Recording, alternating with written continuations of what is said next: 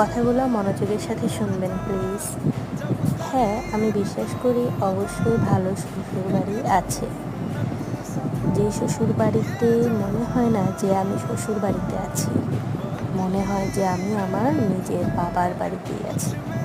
আসলে শ্বশুরবাড়ি বাবার বাড়ি তো আমরা বানাই, এটা আলাদা কিছু নয়, বাড়িটা একই করা যায়। আর সেই জন্য আপনাদের একটা টিপস দেব, 3টা বৈশিষ্ট্য থাকা প্রয়োজন। প্রথমত, পজিটিভ মাইন্ড।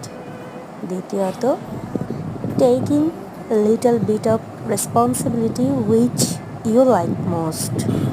আর তৃতীয়ত, পিওর লাভ।